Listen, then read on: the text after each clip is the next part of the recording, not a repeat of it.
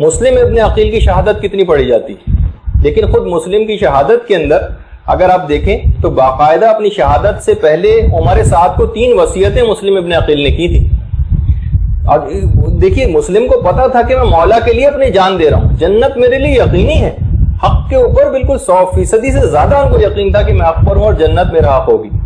لیکن کیا ہے جو 3 وصیتیں کی، پہلی وصیت عمر سعد سے یہ کی تھی کہ میرے ذمے 700 درہم کا قرض ہے، 700 درہم کا قرض ہے، میری تلوار اور زرہ بیچ کر میرے قرض کو چکا دینا.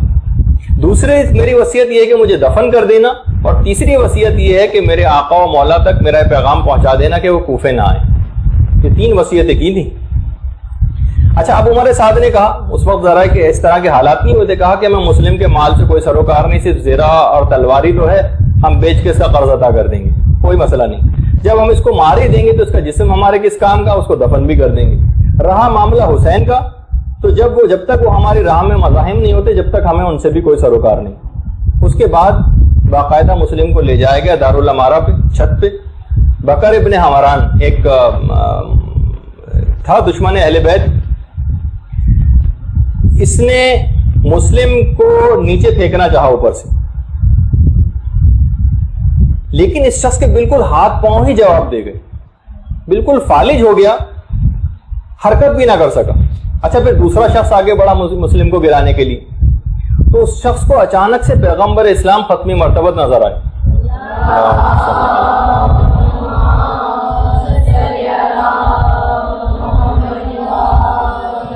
پیغمبر اسلام کو دیکھتے ہوئے شخص اتنا دہشت زدہ ہوا کہ دارالامارہ کی چھت سے گر کے نیچے مر گیا.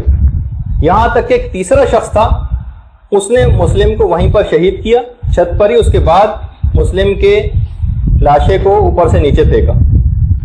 مسلم کا سر 2 ضربوں سے جدا کیا گیا، لیکن علامہ مجلسی سے فرماتے ہیں کہ ہائے افسوس نواسہ رسول کا سر 12 ضربوں سے جدا کیا گیا. خیر، تو اس میں بھی اس پورے واقعے کے اندر بات یہی تھی کہ خود مسلم اس بات کے لیے بڑے کنسرن تھے اور بہت اس بات کو محسوس کر رہے تھے کہ اگرچہ مجھے شہادت مل رہی ہے لیکن 700 درہم کسی اور کا قرض میرے سر کے اوپر ہے، میں اس کو ادا کیے بغیر کہیں اس دنیا سے نہ چلا جاؤں. شہادت ہونے کے باوجود اس بات کی بڑی انہوں نے خیال رکھا.